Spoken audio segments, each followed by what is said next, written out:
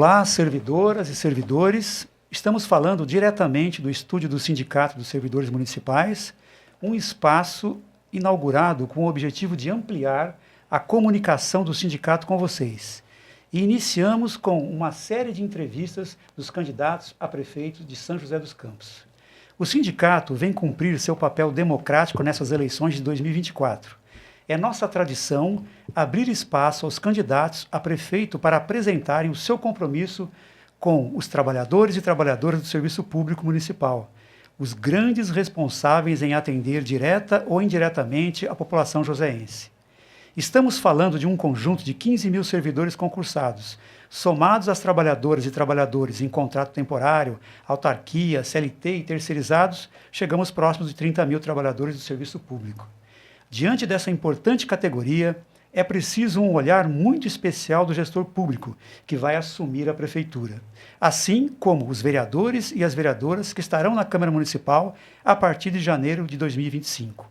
Uma administração pública é considerada eficiente quando dialoga com o sindicato de base da categoria e demais órgãos representativos, quando atende minimamente às legítimas reivindicações dos servidores, quando se preocupa com a qualidade de vida dos seus colaboradores. Portanto, a partir desse momento, vamos ouvir e registrar o compromisso do candidato e, se eleito, a partir de 1º de janeiro de 2025, o sindicato irá cobrar os compromissos firmados. Hoje estamos aqui recebendo Eduardo Cury, do PL. É uma satisfação nossa ter aceito o nosso convite, tá? Estamos muito felizes com a sua presença aqui para apresentar suas propostas. E antes de iniciar, eu vou deixar para você um espaço aí de 1 minuto para você fazer a sua apresentação, candidato. Boa tarde a todos os servidores, Daniel, Edmilson. Para mim é muito importante estar aberto aos servidores, mesmo porque o prefeito, ele só toca a prefeitura com a contribuição, com a colaboração dos servidores, com a motivação dos servidores. É muito importante que os candidatos se exponham. Eu já fui prefeito 2 mandatos, talvez falando um pouco aqui para quem for servidor e não entrou na prefeitura depois de 2012. Né? Fui prefeito por 2 mandatos e achei que, e o nosso grupo político, liderado pelo Manuel e por mim também, mais prefeito, entendíamos que a cidade está passando por um momento de bastante dificuldade, não aparente ainda, porque muita coisa está escondida, mas de gravidade da situação das finanças públicas da prefeitura. Nada que não vai aparecer agora essa semana, mas vai ter graves consequências nos próximos anos. Dentre eles, né, a forma como está sendo conduzido a Previdência Municipal, o IPSEM, que é quem garante a aposentadoria dos servidores e também garante a estabilidade das finanças da própria prefeitura, porque se faltar dinheiro para as aposentadorias, você vai ter que parar de gastar saúde e educação para poder honrar as aposentadorias, porque ela é um direito constitucional. Então, esse é um dos pontos. Outros pontos que me fizeram sair candidato, também em relação a problemas estruturais na cidade que estão sendo postergados ou varridos para baixo do tapete. Por exemplo, a ausência de uma concorrência de ônibus, há 4 anos não fazemos isso. Os contratos venceram em 2020, começaram a vencer em 2020, e isso demonstra empurrar o problema com a barriga, né? Provavelmente porque as notícias não serão boas depois da eleição. Certo. Agora o Edmilson vai começar com as questões, né, Edmilson? Candidato, nesse período da pandemia, né, o gatilho salarial, ele acumulou 3 vezes. Tá? Isso no período de pandemia, em 2 anos. Ou seja, tivemos uma perda salarial de 15%. Após a vigência da Lei 173, grande parte das prefeituras, não só do estado de São Paulo, mas como do Brasil inteiro, realizaram um plano, né, de recomposição dessa perda inflacionária. O que não foi o caso de São José dos Campos. Tá? Apesar de todos os esforços do sindicato, tentar a mesa, né, rodar de negociação com a prefeitura, com o executivo, né, não conseguimos esse feito, tá? Essa conversa que é tão necessária com a prefeitura. A prefeitura não se sensibilizou com a situação dos servidores, né? Consequentemente, estamos amargando aí um enorme prejuízo nos salários, né? Além disso, desde o início deste ano, reivindicamos junto à prefeitura a antecipação do gatilho, com os valores acumulados, né? Os retroativos todos, né? E desde fevereiro de 2023. E era possível, nesse período de negociação, realizar esse pagamento, né? Mas a prefeitura novamente decidiu ignorar mesmo o nosso apelo e não concedeu nenhum reajuste. Aí, em julho deste ano, o gatilho atingiu 5%. E vamos ficar agora 5 meses sem receber essa recomposição. Então, eu faço a seguinte pergunta ao candidato. Quais são os seus compromissos para repor o salário dos servidores no período da pandemia e do retroativo dos 5% já a partir de janeiro de 2025? Olha, o gatilho, ele era um benefício que estava incorporado ao dia a dia do servidor. Desde que a gente estancou o processo inflacionário, quando você tinha um processo inflacionário gigante, aí nem 5% resolvia, né? A inflação chegou a ser 84% no mês. Depois que a inflação ficou mais ou menos sob controle, mas sempre teve, todo ano tem uma inflação, o gatilho era uma excelente ferramenta para você manter o poder aquisitivo do próprio servidor, sem trauma, sem nada, né? Ou seja, uma coisa é você dar um reajuste por mérito, ou seja, que esse servidor é mais competente que aquele, trabalha mais que aquele, então reajuste. Outra coisa é você garantir o mínimo necessário, né, do poder aquisitivo. E o gatilho representava isso, né? Ele garantia o poder aquisitivo do salário. Durante o meu mandato como prefeito, né, nunca deixei de honrar nenhum gatilho. Todos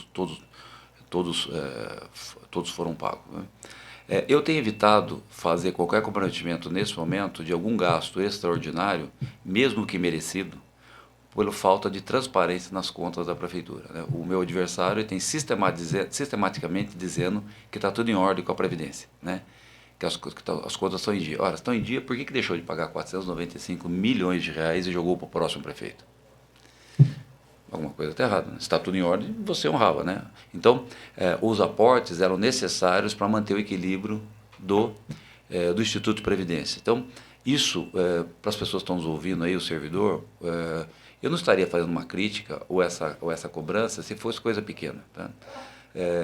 Eu sei, a gente sabe de notas que estão sendo atrasadas em obras de escola, esse tipo de coisa, mas é coisa pequena, tá certo? Então, nem estou trazendo ao debate, Provavelmente que a prefeitura deve estar com problema de caixa. Mas, porque isso, um atraso, uma nota fiscal de uma obra de uma escola, por exemplo, você pode daqui a um mês corrigir e pagar isso. Quando eu trago desse problema, que tem a ver com o gatilho, é porque isso pode desestruturar todas as finanças da prefeitura. Para quem está nos ouvindo, quase 500 milhões, 495 milhões deixou de ser pago ao Instituto de Previdência, é mais do que a soma de todas as obras que a prefeitura está fazendo, que ela tem que pagar. Pode somar, não mais. Ou seja, vamos falar a verdade. Se estão fazendo obra, estão fazendo obra com dinheiro do servidor, né? No fundo é isso que está acontecendo. Então, é bastante grave, eu tenho evitado de fazer qualquer promessa. Agora eu quero dizer para vocês o seguinte, assim se eu for eleito, equilibrar as contas da prefeitura, pode ter certeza que restabelecer o poder aquisitivo do servidor será uma prioridade. Certo. Para os servidores isso é uma questão muito importante, né? E para o aposentado também, depois ele vai tocar nesse assunto. Porque quando eu falo do servidor, o aposentado automaticamente também... Sim. Que tem uma questão específica, mas ele vai tratar disso. Eu queria tratar de um tema que também angustia demais o servidor, principalmente os servidores que assumiram seus cargos, né, através de concurso público a partir de 2012. Então nós tínhamos assim, até 2011, a Prefeitura de São José tinha um plano de carreira, né, que inclusive era um atrativo para trazer para a cidade profissionais de qualidade, porque você tinha ali, né, toda uma perspectiva de uma carreira tal, né, e os servidores eles ficavam e ficam, né, na prefeitura esse longo tempo. Eu fui um deles, inclusive, que vim de São Paulo em 93 para prestar um concurso público que é atraído pelo plano de carreira. Você veio para trabalhar na prefeitura? Para trabalhar na prefeitura. Eu conheci a cidade de São José através de um folheto que me foi apresentado, e o que mais me atraiu lá foi o plano de carreira, não é? Que eu vi que era assim, algo que valorizava demais o profissional. Depois eu percebi que era em todas as carreiras. Em 2011, foi no seu governo, né, foi reformulado, quer dizer, na verdade foi feito um novo plano de carreira, né? Esse plano de carreira, na atualidade, ele vem criando sérios problemas em relação à maneira como ele foi conduzido e na maneira como é avaliado os profissionais, né? Então, assim, existe uma tabela de progressão, existe avaliações que são subjetivas e que muitas vezes a nota que o profissional recebe, para saber se vai entrar nos 8% ou 25%, ele depende do diretor que está lá ou do chefe imediato que está lá, que às vezes não vai muito com a cara dele e dá uma nota baixa, né? Isso não aconteceu no plano anterior, porque era ali colocado pelas etapas que ele cumpria, né? Não faltava, etc. Então, esse plano de carreira hoje, ele cria distorções assim, gigantes. Eu vou dar um exemplo bem claro para você entender o que está acontecendo na área da educação. Hoje aqui em São José, nós temos aí, nacionalmente, tem um piso do magistério, né? E esse piso aqui, ele foi adequado aqui à situação dos professores, né? Foi dado o piso. Só que a tabela de progressão, ela não foi reajustada de acordo com esse piso. Nosso piso está adequado ao piso nacional que foi alterado? Isso, até, atualmente? Sim. Tá. Não, atualmente não, porque não. ele não, como não fez com o gatilho, também não fez com o novo piso. Então, atrasou tudo, né? Estava esperando, acho que, dar o gatilho para depois dar o piso. Mas assim, até o ano passado estava bem. Agora, qual o problema? Se esse professor ou professora atingir todos os níveis lá, que é quase impossível atingir devido a essa subjetividade, ele vai ter, na mudança de referência, um aumento de R$20 hoje, na realidade. Então isso é um problema sério, né? Nós temos aí hoje uma demissão muito grande, principalmente na área da educação. Nós temos escolas faltando professores, né? Nós temos até dificuldade de conseguir. Aí a gente tem relatado aqui vários, né, exemplos de problemas na educação, porque o profissional não fica, ele não cria vínculo com a escola, porque veio uma outra prefeitura que paga mais e todas da região nossa aqui, o plano de carreira é melhor do que de São José. Né? Então eu pergunto para você, Cury, qual o seu compromisso para a construção de um novo plano de carreira que realmente atenda às necessidades dos servidores, né? Valorizando a sua atuação profissional e, consequentemente, essa valorização ela vai ter um reflexo na melhor qualidade de atendimento da população. Queria ouvir você sobre Daniel, isso. Toda grande mudança, ela reflete uma necessidade ou um objetivo de um tempo, ou seja, daquele momento. Toda grande reestruturação também não tem o objetivo de ser perfeita, né? Então, toda modificação, você tem, por exemplo, um plano diretor da cidade, uma lei de zoneamento. É impossível você fazer aquilo que é uma ruptura, ou seja, se você faz uma nova lei de zoneamento, é uma ruptura com aquele momento. Às vezes uma ruptura necessária, né? A lei até determina, tem que ter lei de zoneamento tanto tempo, um plano diretor tanto tempo. Quando você faz essa reestruturação, é natural que hajam falhas, né? Se ele for bem feito, ele vai ter alguns acertos, né? Mas é natural que hajam falhas. Mesmo que não hajam falhas, vamos imaginar um plano perfeito, que é praticamente impossível. É natural que ao longo dos anos a situação se mude, você tem uma série de condições diferenciadas do mundo e que afetam a administração pública e é necessário fazer essa adequação. Em 2011, o conceito desse plano é que o plano antigo ele só tinha praticamente uma componente de aumento salarial que era por tempo de casa. Que ele contempla assim, contempla uma ajuda, mas também passa a ser injusto com aquele que mais se esforça. Então o plano 2011, ele introduziu a ferramenta de você criar um diferencial. Mas eu tinha conversado com algumas pessoas, lógico, depois disso, fazem 12 anos eu deixei a prefeitura, e eu não estava na prefeitura para avaliar todo o plano, como eu disse, todo o plano, a necessidade de você monitorar para saber o que está certo, o que está errado, e você vai ajustando. Eu não estive na prefeitura esse tempo todo, então o que eu vou falar para você é conversando com colegas de vocês nas ruas ao longo desses anos. Esse caso que você citou, eu também ouvi, né? De um caso que a pessoa, mesmo por mérito, vai receber R$20 de reajuste. É óbvio que isso está equivocado. Então, é óbvio que isso tem que ser revisto. Então, eu, da minha parte, eu estou absolutamente aberto a fazer alterações no plano de carreira, no sentido de melhorar a atratividade.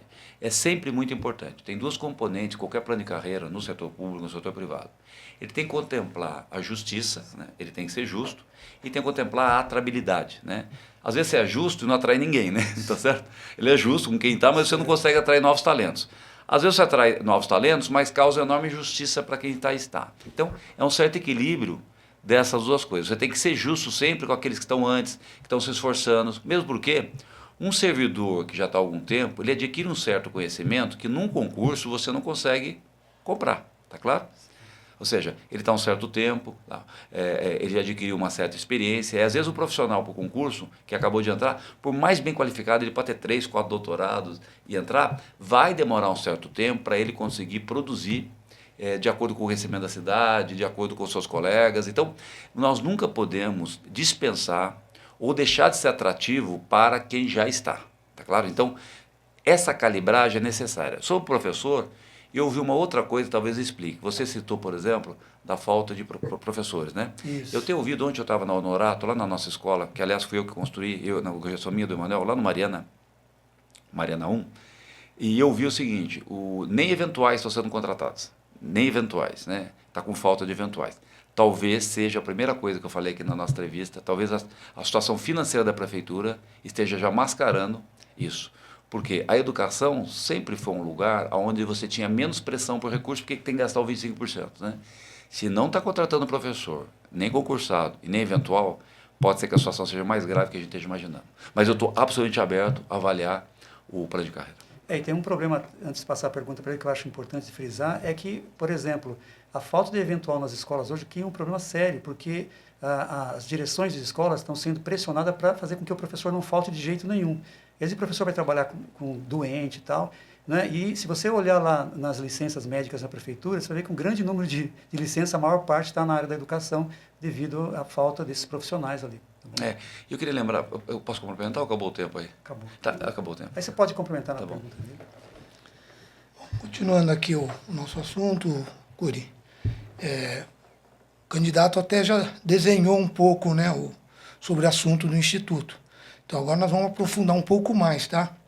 Sobre a questão dos servidores aposentados que vem sofrendo desde 2020 com um fisco mensal de 14% dos seus salários, né? A partir de um salário mínimo, candidato.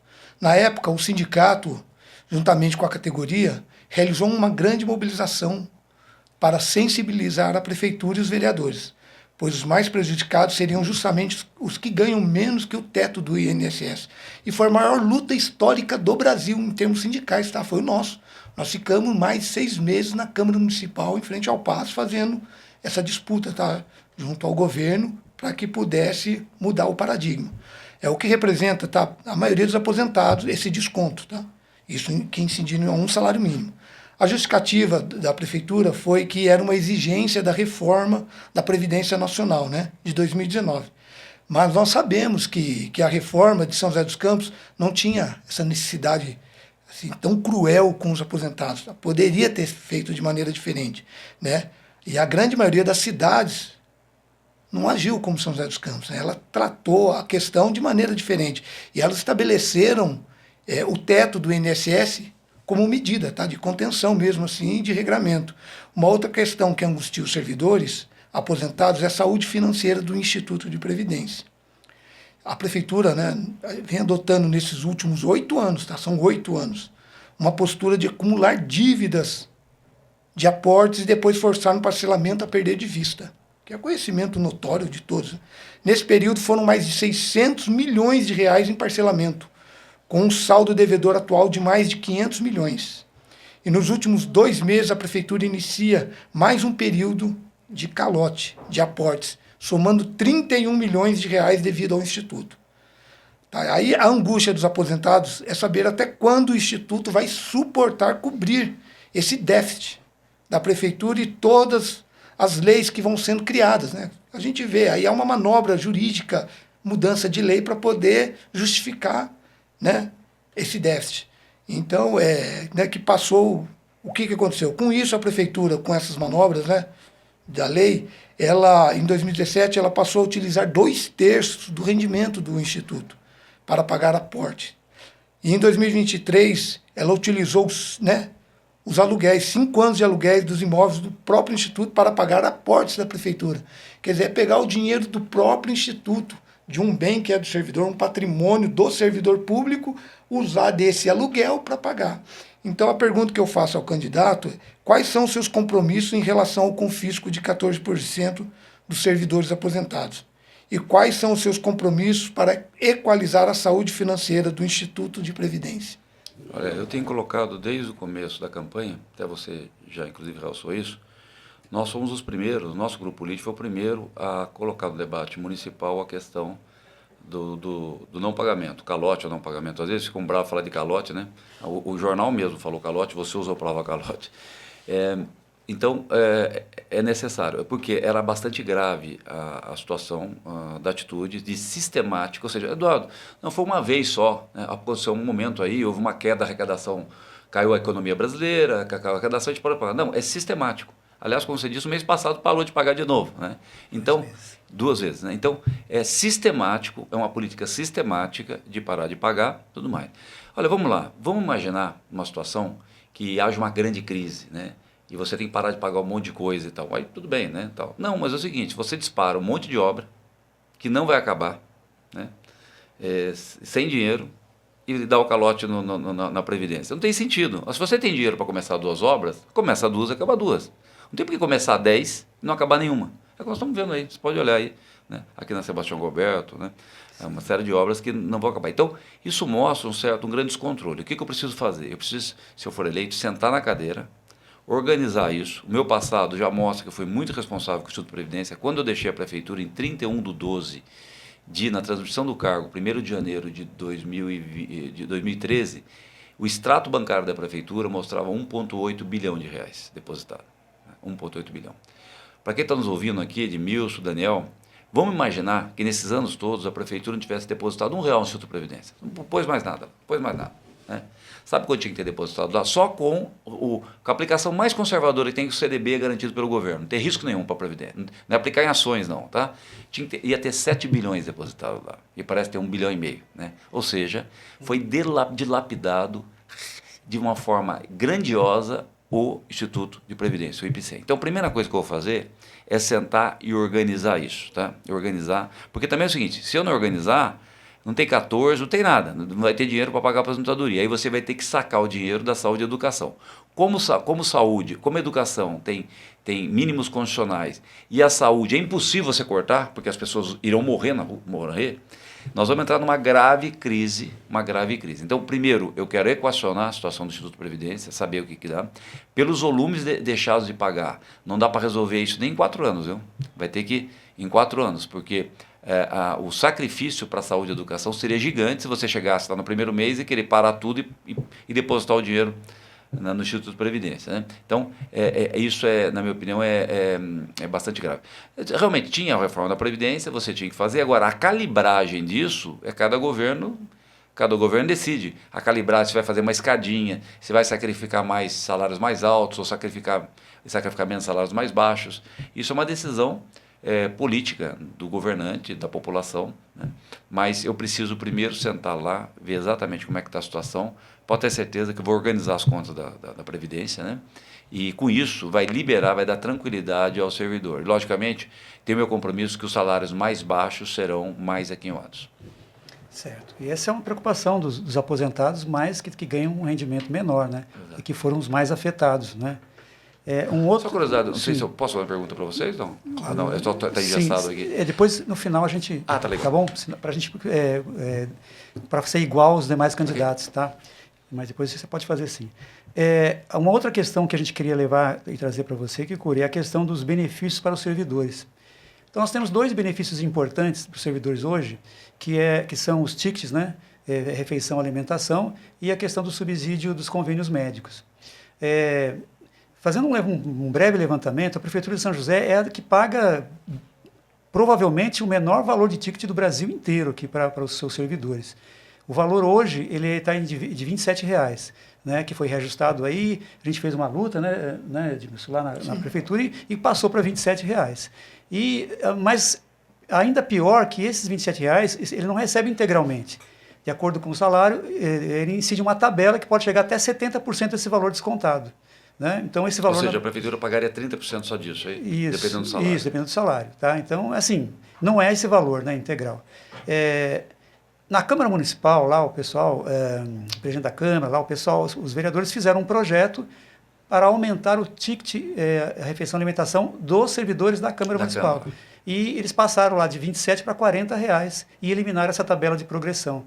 A gente achou, não reclamamos não, achamos justo para os servidores lá, né? Só que a nossa luta naquele momento era que isso fosse estendido para todos os servidores do município, porque não dá para você fazer uma distinção de quem precisa comer mais e quem precisa comer menos, né? Todos precisam desse benefício de maneira equalizada, adequada, né? E a outra questão é a questão dos subsídios. O subsídio dos convênios, ele foi criado no governo do Carlinhos em 2013, e para auxiliar, né, os servidores a conseguir pagar o seu convênio. O valor era de R$150 e até hoje não teve um reajuste. Não se toca nesse assunto como se não fosse importante o servidor. 150 é por cabeça? Oi? Ou tem uma escala? Não, é 150 geral. 150 reais? Até 150. Reais? Isso, até R$150. Por cabeça, igual para todos? Não é 150 por cabeça, é R$150 para o servidor, entendeu? E incide uma tabela também de progressão sobre isso. Então, na média, você consegue R$50 desse subsídio aí. Tá? Num convênio médico que tem reajustes anuais, né, de acordo com a tabela da Agência Nacional de Saúde, então você vê que é praticamente a prefeitura, ela é simbolicamente, ela auxilia, né, um símbolo. E aí eu pergunto para você, Cury, quais são os seus compromissos para essa importante demanda do servidor, né? Tanto para o reajuste do ticket e alimentação, como para o subsídio médico? Olha, eu, na medida que eu reorganizo as finanças da prefeitura, eu sou favorável à atualização desses. O subsídio médico eu não conhecia, ele foi introduzido depois que eu saí da prefeitura. Foi com o governo Então eu Carlos. vou ser mais conservador, eu quero dar uma olhada como é que ele está. Mas, por exemplo, o ticket de alimentação e o conceito desses subsídios, tem sim, vejo com simpatia a atualização, porque volto a dizer, se você não atualiza, você está corroendo o poder aquisitivo, você está diminuindo o padrão de vida da pessoa. Como é que ela faz? Como é que o servidor vai fazer no final do mês? Né? Ele vai cortar o quê? Ele vai cortar a luz? Ele vai cortar a internet? Ou ele vai cortar o convênio de saúde? Né? Então, manter o poder aquisitivo é uma obrigação. E se isso faz parte da remuneração, ou seja, o ticket de refeição e o auxílio saúde, ele deve também acompanhar, na minha opinião, deveria pelo menos acompanhar a inflação. A inflação não, o reajuste, os custos, vamos dizer, os custos do sistema. Né? Ok. Candidato, próxima pauta agora é sobre as terceirizações de serviços e os concursos públicos. Tá? O sindicato sempre defendeu a realização de concursos públicos para todas as funções do quadro de serviço público, ciente de que essa é a melhor forma de prestação de serviço com qualidade para a população e a garantia de direitos, né, dos trabalhadores públicos. O processo de terceirização tem provocado um sucateamento do atendimento, além da superexploração da mão de obra. Tá, essa é uma visão que nós temos e nós entendemos, porque a gente está no dia a dia, então a gente mexe com isso, e essa é a visão que o próprio servidor nos traz, tanto público quanto dos terceirizados. É incontável o número de escândalos envolvendo essas organizações que gerenciam postos de saúde, creches, hospitais, entre outros, causando enormes prejuízos aos cofres públicos. Né? Por exemplo, na educação infantil, que é o caso das IMIs, né? As creches, onde foram todos terceirizados. As professoras, elas chegam a ganhar um salário mínimo, muito inferior ao piso do magistério. Fora que a rotatividade é imensa, né, desses trabalhadores devido a terceirização, diminuindo um vínculo com a comunidade. Então, isso é uma coisa que nós detectamos no nosso dia a dia, fazendo nosso serviço de campo. Além dessas questões levantadas, insere-se nesse contexto a redução dos servidores concursados, que contribuem para a descapitalização do IPSM. Então, eu pergunto ao candidato, quais são seus compromissos em relação ao processo de terceirizações e da realização de concurso público? Bom, primeiro que eu sou a favor da realização de concursos públicos para a introdução do serviço público, porque é uma forma de você evitar o apadrinhamento e a politização. A terceirização, ela é positiva em alguns casos e extremamente negativa em outros. Só fala que a terceirização cabe em 100% da gestão pública quem nunca administrou a gestão pública. Houve um grande avanço da terceirização ao longo das últimas décadas. Né? Por exemplo, eu cito um local onde ela acabou sendo bem adequada. Na parte hospitalar emergencial. Ali é um caso, ao longo dos anos, você necessitava de profissionais médicos, emergencistas, cujo ritmo de trabalho, cujo ritmo de vida, geralmente eles têm mais de um vínculo. Então era muito difícil você estabilizar uma emergência do hospital municipal ou no pronto-socorro com os servidores de carreira. Então, os hospitais acabaram acontecendo, isso não foi só na minha gestão, foram as gestões, inclusive, de partidos de esquerda, acabou fazendo isso. Né? Essa parte mais nervosa, mais traumática, que há necessidade, que naturalmente já existe uma rotatividade do profissional, sim, a terceirização ela dá mais agilidade ao atendimento. Por outro lado, você tem umas áreas do serviço público que há necessidade de uma extrema confiança da relação do cidadão, ou do aluno, ou do atendente com o profissional público. Nessa relação, há necessidade de uma certa calma, de uma certa perenidade, de uma certa confiança ao longo do tempo. Nesses casos, talvez a terceirização não caiba. Porque a terceirização, naturalmente, ela gera uma rotatividade maior do profissional. E o que eu preciso, às vezes, é uma relação mais de confiança do servidor com a pessoa. Então, vou dar um caso para você. num caso do atendimento clínico, ou num caso do atendimento educacional de uma criança que tem uma certa deficiência, tá? Não dá para você ficar trocando profissional toda semana ou todo mês, tá certo? Então é um caso clássico de que você precisa de um profissional com estabilidade, concursado.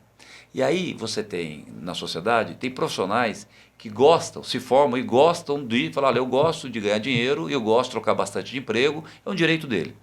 Outros profissionais, eles gostam de trabalhar no setor público, eles sabem, assim, olha, eu topo uma remuneração menor, né, do que se eu fizesse um plantão de 24 horas por dia, né, mas eu gosto de trabalhar numa OBS, eu gosto de trabalhar num serviço, um serviço de mais, cuja relação com o paciente é uma relação mais de amizade, de confiança. Esse profissional que nos interessa para determinadas funções. Então, eu tenho muito cuidado em analisar aonde a terceirização ela é mais adequada e aonde ela não é mais adequada. Eu estou me comprometendo com um grande programa de saúde pública e saúde mental, eu quero implantar o maior programa de saúde mental do Brasil. Eu sei que nós temos, no SUS da Prefeitura, tem sim algum atendimento de saúde mental, mas eu estou querendo ampliar isso muito.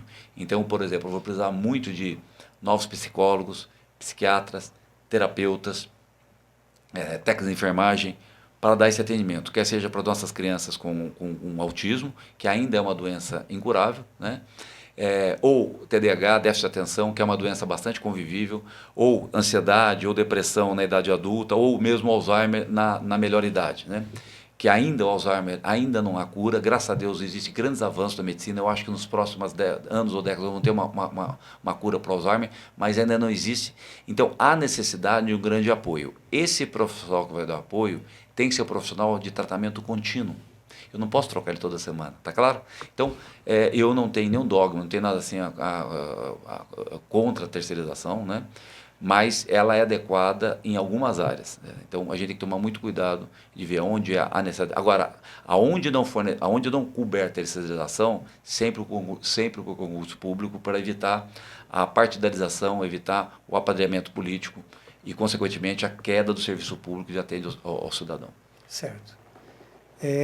Nós estamos chegando, passou rápido, né? Foi um bom papo, né? A gente está chegando próximo do final. Então, a gente vai deixar aqueles 3 minutos para você dar o recado né, do tema que você quiser, tá? Então, tá o microfone aberto, 3 minutos para você. Olha, primeiro, muito obrigado pelo convite, obrigado ao servidor aí que está nos acompanhando. Depois vai ficar o link, ele pode ver depois isso, também, né? Isso. Olha, eu estou me colocando como candidato a prefeito, o pessoal, antes de 2012, já me conhece, sabe como eu trabalho. Quando eu cheguei à prefeitura, o Emanuel me deu a primeira missão. Eu fui o primeiro chefe de gabinete, só que chefe de gabinete praticamente não tinha subordinado, né? É um assessor. Quando eu fui secretário de transportes, eu montei toda a minha equipe com servidores de carreira. Na minha época, os cargos de diretores, os cargos de chefe de divisão eram livre comissionamento, ou seja, podiam ser trazidas as pessoas de fora da prefeitura. Eu escolhi todos de carreira, porque tinha quadros qualificados para isso.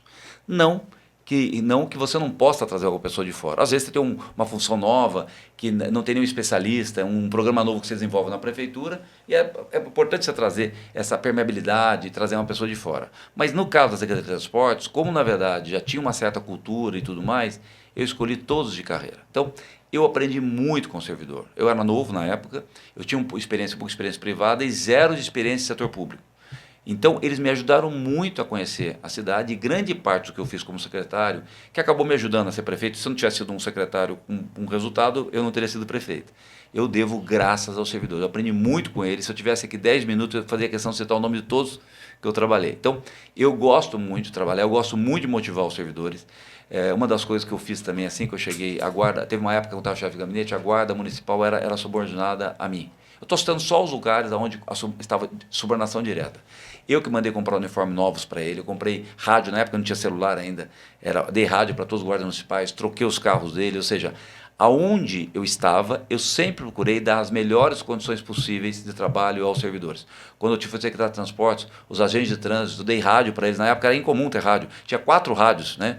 Para dezenas de agentes, eu comprei um rádio para cada um, ou seja, eu sempre tive preocupação, um servidor sem condições mínimas de trabalho, ele não vai poder ter estabilidade emocional para se desenvolver. Então, eu estou me propondo a voltar, gostaria de ter o apoio de todos, né, ou da maioria da população e do servidor também, pode contar comigo que eu vou procurar valorizar o trabalho de vocês, porque não é por bondade para ganhar o voto, não. É porque é necessário para ele que ele tenha tranquilidade, para que ele preste um bom serviço ao cidadão. Um outro aspecto, eu vou rapidamente estabilizar as contas da prefeitura, vou ter que fazer, botar em ordem essa questão, tornar bastante transparente. Se tiver algum problema insolúvel que eles estão escondendo, trazer a público, né? Falar, olha, tem esse problema aqui, eles não estão falando, então tem isso, vamos compartilhar como é que a gente vai fazer a solução desse problema. E um terceiro ponto, a gente está bastante atento à modernidade das novas tecnologias, trazer bastante ferramentas novas para os servidores. E um caso específico, dentro do meu programa de governo, que eu queria exemplificar, que é na educação. Eu tenho um carinho muito... Eu já falei aqui um pouco do programa de saúde mental, que eu vou fazer. Pessoal, se prepare, eu vou precisar muito de psicólogo, de psiquiatras, mais psicólogos na nossa rede, para ajudar nossas crianças nas escolas, para ajudar os nossos idosos e ajudar os adultos. E na educação, eu quero reintroduzir muito fortemente, complementar as matérias já dadas, matemática, português, biologia. Eu quero muito levar esporte e educação para as nossas crianças, tá? Fortemente, várias modalidades esportivas e várias modalidades culturais. Eu quero que as crianças tenham acesso à dança, tenham acesso à bateria, a violão, porque isso facilita, melhora a capacidade cognitiva das nossas crianças, e isso eu vou ajudar o professor na sala de aula a poder ministrar as matérias mais importantes, a matemática, português e biologia. Certo. Isso. Curi, em nome de todos os diretores do sindicato, em nome de todos os servidores, né, agradecemos aceitar o nosso convite, estar aqui hoje na nossa casa, a Casa do Servidor e da Servidora Pública. É uma casa, é um espaço da democracia, é um espaço onde a gente constrói, tá, todas as questões mesmo do trabalhador. Tá? Então, muito obrigado e seja bem-vindo.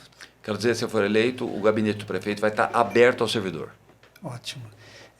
Encerramos a série de entrevistas com 6 candidatos a prefeito, né?